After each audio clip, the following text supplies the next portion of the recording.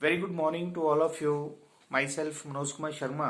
You are most welcome in this class of Plus One Accountancy.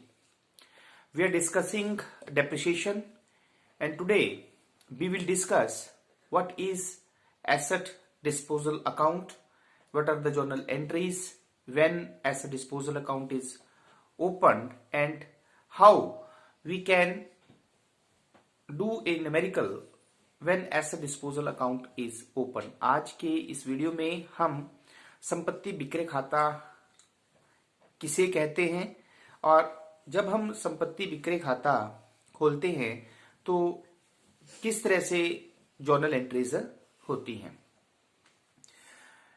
कई बार व्यवसायिक संगठन में जब कोई संपत्ति या संपत्ति का कोई हिस्सा बेचा जाता है तो उसके लिए जो पार्ट बेचा जाता है उसके लिए एक अलग खाता जिसे एसेट डिस्पोजल अकाउंट कहते हैं वो ओपन किया जाता है। एसेट डिस्पोजल अकाउंट की जर्नल एंट्रीज इस बात पे निर्भर करती हैं कि ह्रास को रिकॉर्ड करने की कौन सी विधि हम अपना रहे हैं। क्या हम डेप्रिसिएशन को एसेट अकाउंट में क्रेडिट कर रहे हैं या फिर प्रोविजन फॉर डेप्रिसिएशन अकाउंट हम ओपन कर रहे हैं। तो हम दोनों मेथड्स से एसेट डिस्पोजल अकाउंट ओपन करेंगे कि किस तरह से इसका अकाउंटिंग ट्रीटमेंट होता है। तो asset disposal account it is opened eight the time when the part of the asset is sold. जब किसी भी संपत्ति का कोई हिस्सा बेचा जाता है तभी ये अकाउंट जो है वो ओपन किया जाता है। तो let be take the journal entries. तो सबसे पहले हमारे पास सेम जर्नल एंट्रीज वही होती हैं जैसे किसी एसेट को हम खरीदते हैं तो asset account debit to bank, फिर डेप्रिसिएशन लगाने की depreciation account debit to asset, then third entry profit and loss account में ट्रांसफर करने की profit and loss account debit to depreciation. तो जब भी एसेट डिस्पोजल अकाउंट ओपन किया जाता है तो हमारे पास जब हम एसेट को परचेज करते हैं तो वही एंट्रीज हमारे पास रिपीट होती हैं। The first is asset account debit to cash account when the depreciation is charge, depreciation account debit to asset account when the depreciation transfer to profit and loss account, तो profit and loss account debit to depreciation account. Now where the change at the time when the asset is sold, क्योंकि जब ये संपत्ति बेची जाती है उसमें जो संपत्ति बेची जा रही है उसे हम जो है वो एसेट डिस्पोजल अकाउंट में ट्रांसफर कर देते हैं, संपत्ति विक्रय खाते में हस्तांतरित कर देते हैं। तो जब एसेट बेची जाती है तब हमारे पास क्या जर्नल एंट्रीज होती हैं अगर एसेट डिस्पोजल अकाउंट ओपन किया जाता है। तो फर्स्ट एंट्री जो हम करते हैं at the time when the asset is sold, this is very very important. We will transfer the book value of the asset to asset disposal account. जिस संपत्ति के हिस्से को हम बेच रहे हैं या जिस संपत्ति को हम बेच रहे हैं, जिस डेट को वो बेची जाती है उस डेट को उसकी जो बुक वैल्यू है, कौन सी वैल्यू, बुक वैल्यू है, उसे हम एसेट डिस्पोजल अकाउंट में ट्रांसफर कर देंगे और जर्नल एंट्री हमारे पास होगी asset disposal account debit to asset account. जैसे हम मशीनरी को बेच रहे हैं, मशीनरी के किसी एक हिस्से को बेच रहे हैं तो यहां पे जर्नल एंट्री हम करेंगे machinery disposal account debit to machinery account. कहने का मतलब ये है कि ये मशीनरी का वो हिस्सा है जो बेचा जा रहा है। इस में आज हम डिस्कस करेंगे basically when the provision for depreciation account is not opened. It is that situation when the depreciation is charged to asset account, जब हम depreciation को asset account में क्रेडिट करते हैं। ठीक है, तो इस केस में जो है हम जो वैल्यू यहां पे दिखाएंगे that is book value, that is a book value। book value का मतलब क्या होता है, depreciation डिडक्ट करने के बाद। ठीक है, तो ये आपने ध्यान रखना है। सबसे पहली एंट्री हमारे पास होगी asset disposal account debit to asset account. Second entry asset को बेचने की, the entry is cash account debit to asset disposal account. जब मशीनरी बेची जाती है तो cash account debit to machinery disposal account करेंगे। थर्ड एंट्री डेप्रिसिएशन लगाने की, तो depreciation account debit to asset account, ये उस एसेट की हम बात करें जिसे हम बेच रहे हैं। Then fourth entry is if profit, अगर प्रॉफिट होता है तो हमारे पास जर्नल एंट्री होगी asset disposal account debit to profit and loss account. And if loss, अगर लॉस होता है तो profit and loss account debit to asset disposal account. तो ये एंट्रीज हमारे पास हो गई किससे रिलेटेड, जब हम एसेट्स को क्या कर रहे हैं, बेच रहे हैं। और एसेट डिस्पोजल अकाउंट तभी ओपन किया जाता है when the asset is sold. उसके बाद लास्ट में हमारे पास जो एसेट बच जाती है उस पे जब हम डेप्रिसिएशन लगाएंगे तो entries depreciation account debit to asset account and the last entries profit and loss, जो भी डेप्रिसिएशन होगी उसे हम प्रॉफिट एंड लॉस अकाउंट में ट्रांसफर कर देते हैं। तो journal entry is profit and loss account debit to depreciation account. तो ये जर्नल एंट्रीज थी हमारे पास जब एसेट डिस्पोजल अकाउंट ओपन किया जाता है। ठीक है, now we will take a numerical question. अब हम एक न्यूमेरिकल क्वेश्चन लेंगे, उसकी सहायता से आपको और क्लियर होगा कि एसेट डिस्पोजल अकाउंट हम किस तरह से बनाते हैं और किस तरह से हम जर्नल एंट्रीज करते हैं। The question is, on 1st January 2008 Onida private limited purchase the machine for ₹8 lakh। ठीक है, on 1st October 2010 a part of this machine purchased on 1st January 2008 for ₹1 lakh was sold for ₹44,000 and on the same date a new machinery was purchased for ₹1,20,000. The depreciation was provided at 10% on original cost method. Prepare machinery account and machinery disposal account if books of accounts are closed on 31st December every year. Question क्या है कि 1 जनवरी 2008 को Onida private limited ने एक machinery जो है वो 8 लाख रुपए की खरीदी। 1 अक्टूबर 2010 को, ठीक है, 1 अक्टूबर 2010 को क्या किया गया, ए पार्ट ऑफ दिस मशीनरी, जो 2008 में आपने मशीनरी खरीदी थी उसका एक हिस्सा जिसकी वैल्यू 1 लाख रुपए थी वो 44,000 रुपए में बेच दिया। कब बेच दिया, 1 अक्टूबर 2010 को। ठीक है, and on the same date a new machinery, same date मतलब 1 अक्टूबर 2010 को ही एक और मशीनरी 1,20,000 रुपए की खरीदी। Depreciation was provided 10% rate of depreciation है, ओरिजिनल कॉस्ट मेथड है, आपने मशीनरी अकाउंट बनाना है और machinery disposal account mean asset account बनाना है और एसेट डिस्पोजल अकाउंट बनाना है। अब देखें हमारे पास जर्नल एंट्रीज, आपके सामने मैंने जर्नल एंट्री की। तो 1 जनवरी 2008 को जब हम एसेट को खरीदते तो जर्नल एंट्री क्या होनी थी हमारे पास, machinery account debit to cash account. तो यहां पे हमारे पास आ जाना है machinery account debit to cash account. How much it is, 8 lakh. कितना अमाउंट आ जाएगा, 8 लाख। ठीक है, second entry, when the asset is purchased at the end of the year the depreciation is charged and the depreciation is 10%। तो 8 लाख पे 10% depreciation हमारे पास लग जाएगी। Depreciation account debit to asset mean depreciation account debit to machinery, यहां पे आ जाएगा हमारे पास, ठीक है, 80,000 रुपया। कितनी डेप्रिसिएशन आ जाएगी, 80,000 रुपया। और फिर हम इसे प्रॉफिट एंड लॉस अकाउंट में ट्रांसफर कर देंगे। तो ये हमारे पास जो जर्नल एंट्रीज होगी कब, 2008 में। उसी तरह 2009 में हमारे पास ये दोनों एंट्रीज रिपीट हो जाएंगी, डेप्रिसिएशन लगाने की और प्रॉफिट एंड लॉस अकाउंट की। ठीक है, फिर 2010 में जब ये आपने मशीनरी का पार्ट बेचा है और एक नई मशीनरी खरीदी है तब हमारे पास जर्नल एंट्रीज क्या होगी। तो हम साथ साथ में अकाउंट भी बनाते हैं। तो क्योंकि 1 जनवरी 2008 को हमने जब मशीनरी खरीदी तो एंट्री हो गई machinery account debit to cash account. How much it is 8 lakh. Okay, at the end of the year 31st दिसंबर 2008 को हम क्या करते हैं, डेप्रिसिएशन लगा देते हैं। तो by depreciation how much it is, 10%। तो 80,000 पर, सॉरी 8 लाख पर आपके पास 10% डेप्रिसिएशन आ गई, it is 80,000। Now we will calculate the balance. तो ये आपके पास 8 लाख आ गया। 31 दिसंबर 2008 को हमारे पास बाई बैलेंस कैरी डाउन 7,20,000 ये आ गया हमारे पास। ठीक है, अब ये बैलेंस हमारे पास 1 जनवरी 2009 को to balance brought down. How much, 7,20,000। ठीक है, अब 2009 में हमने कुछ नहीं किया, we have same machineries there at the end of the year.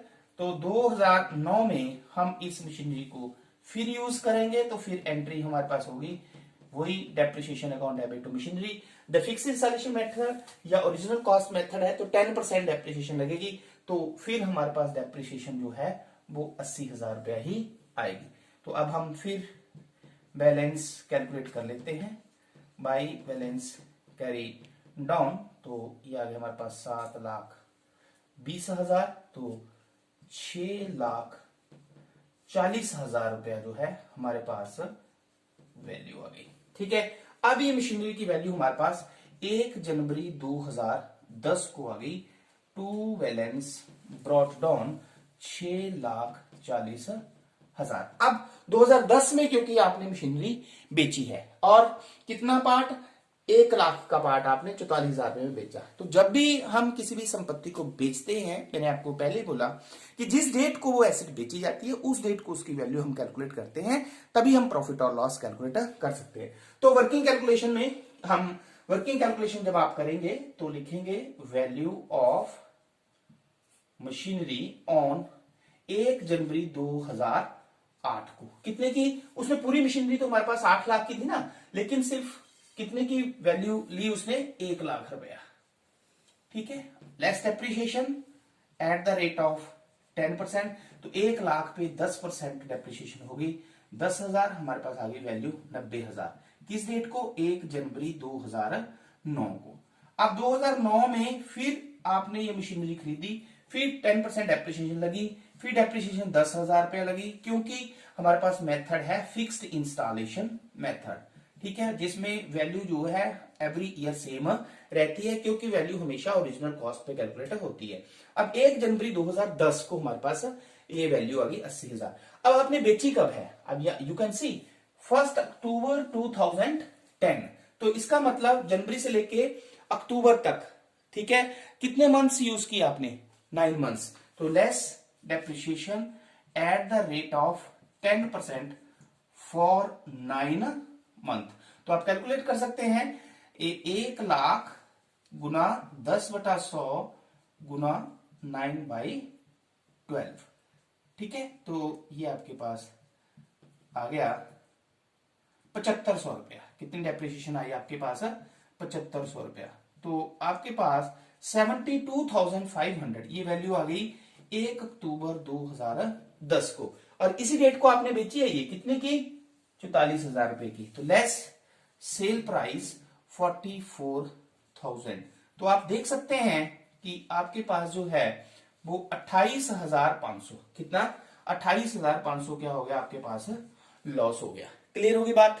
अब हम पढ़ रहे हैं एसेट डिस्पोजल अकाउंट। तो जब ये बेची गई उस टाइम जो है वो जो पार्ट बेचा गया उसको एसेट डिस्पोजल अकाउंट में ट्रांसफर कर दिया।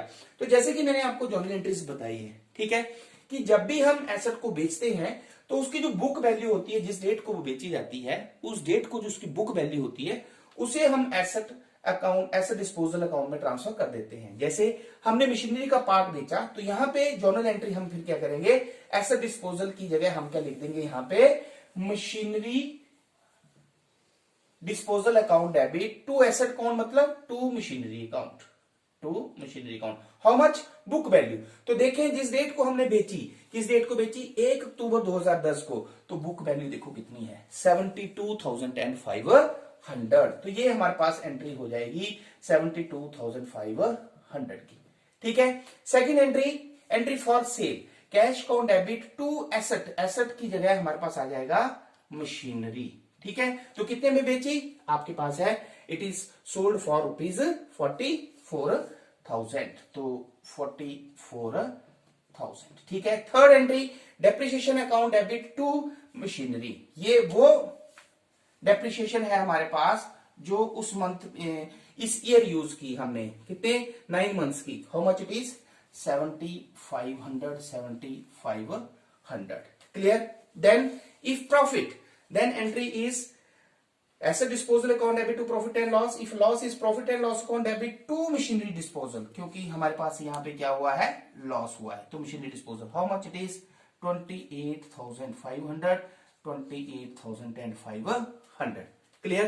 Now after that we have the depreciation on remaining asset. लेकिन इस केस में हमारे पास एक और यहाँ पे, क्योंकि 1 अक्टूबर को एक और मशीनरी खरीदी गई है तो उसकी एंट्री हम यहाँ पे कर लेंगे to cash account. How much it is, ये कितने की खरीदी आपने, एक और 1,10,000 20,000 रुपए की। ठीक है, तो अब ये जो डेप्रिसिएशन हमारे पास लगी, depreciation account debit to asset की जगह हमारे पास आ जाएगा मशीनरी। ठीक है, तो आप देख सकते हैं कि 8 लाख में से 1 लाख की मशीनरी हमने बेच दी, तो 7 लाख की वैल्यू हमारे पास जो है वो बच गई। ठीक है, तो 7 लाख पे 70,000 रुपया ये डेप्रिसिएशन होगी और 1,20,000 पे आपके पास 3 मंथ्स की। ठीक है, 1,20,000 पे 10% 3 मंथ्स की, क्योंकि अक्टूबर में खरीदी ना, अक्टूबर नवंबर एंड दिसंबर, तो ये आपके पास आ गया 3,000। कितनी आ गई आपके पास ये 3,000, तो 70,000 7 लाख पे प्लस 3, तो 73,000 ये आपके पास जो है वो टोटल डेप्रिसिएशन हुई। और लास्ट में टोटल डेप्रिसिएशन हम प्रॉफिट एंड लॉस अकाउंट में ट्रांसफर कर देते हैं, तो 7,500 ये है, 73 ये है, तो टोटल 80,500 ये हम डेप्रिसिएशन ट्रांसफर कर देंगे। ठीक है, तो अब आती है बारी हमारे पास the year when the asset is sold. तो जब हमने मशीनरी बेची है तो उस ईयर में आप मशीनरी से रिलेटेड एंट्रीज देख सकते हैं। तो फर्स्ट एंट्री देखो, हमारे पास machinery disposal account debit to machinery account, तो आप कर देंगे 1 अक्टूबर 2010 को by machinery disposal account, by machinery disposal account, how much it is 72,500। Next entry आप मशीनरी से रिलेटेड दे सकते हैं, वो है हमारे पास डेप्रिसिएशन की, सेम डेट को 1 अक्टूबर 2010 को by depreciation, how much it is 7,500।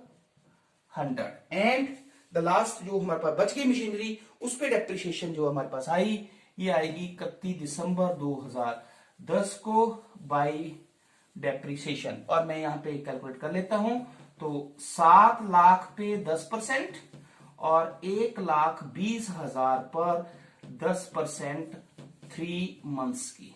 ठीक है, तो 70,000 और ये 3,000, टोटल हमारे पास ये आई 3,000। कितनी आई है हमारे पास 3,000। ठीक है, तो इस तरह से आप देख सकते हैं कि हमने ये जो क्वेश्चन है वो कैसे किया है। तो ये हमारे पास है एसेट डिस्पोजल अकाउंट जब हम बनाते हैं, तो 70,500, 72,500 एंड 73,000। अब हम टोटल कर सकते हैं बेटा, ये टोटल हमने कर लेना है, तो ये हमारे पास हो जाएगा 7,60,000। और क्रेडिट साइड का टोटल आप रफ में कर सकते हैं, 72,500 प्लस 7,500 प्लस 3,000। ठीक है, प्लस 73,000 प्लस 73,000। ठीक है, तो ये टोटल आपने किया 1,53,000, तो 7,60,000 में से 1,53,000 आपने लेस कर दिया, तो आ गया आपके पास 6,07,000, जिसको आप 31 दिसंबर को by balance carry down 6,07,000, both the sides equal 7,60,000। ठीक है, अब हम बनाएंगे मशीनरी डिस्पोजल अकाउंट। तो फर्स्ट एंट्री 1 हमारे पास है, फर्स्ट एंट्री 1 अक्टूबर 2010 को to machinery account, to machinery account, how much it is 72,500, how much it is 72,500. The second entry for the machinery disposal is cash account debit to machinery disposal, means buy cash, buy cash। ये भी हमारे पास 1 अक्टूबर 2010 को हमने बेची, how much it is 44,000। कितने की बेची है 44,000। The next entry is we have a loss, entry for loss, profit and loss को डेबिट टू मशीनरी डिस्पोजल, तो by profit and loss, same date को by profit and loss account, it is 28,500। तो इस तरह से आप देख सकते हैं कि हमारे पास जो है ये both the side must be equal 72,500। तो इस तरह से हमने मशीनरी डिस्पोजल अकाउंट बनाया और मशीनरी अकाउंट बनाया। तो आज के इस वीडियो में मेन कंसेप्ट जो था वो था एसेट डिस्पोजल अकाउंट। क्या होता है, जब ये ओपन किया जाता है तो क्या जर्नल एंट्रीज होती हैं, बाकी सेम एंट्रीज रहती हैं हमारे पास एसेट को परचेज और सेल करने की, but at the time when the asset is sold, जब एसेट को बेचा जाता है तो उस समय जिस एसेट को हम बेच रहे हैं उसकी बुक वैल्यू को, अगर provision for depreciation account open नहीं होता है तो उसकी बुक वैल्यू जो होती है, मतलब डेप्रिसिएशन डिडक्ट करने के बाद जो वैल्यू आती है, उसे हम एसेट डिस्पोजल अकाउंट में ट्रांसफर कर देते हैं। ठीक है, फिर उसके बाद सेल की एंट्री, प्रॉफिट एंड लॉस की एंट्री हमारे पास सेम वैसे ही रहती है। तो इस तरह से इस न्यूमेरिकल की सहायता से आपको ये समझ में आ गया होगा कि एसेट डिस्पोजल अकाउंट कैसे हम बनाते हैं। हमने फर्स्ट केस किया है when the provision for depreciation account is not opened. तो आई होप कि आपको ये कंसेप्ट क्लियर हो गया होगा। Thank you very much.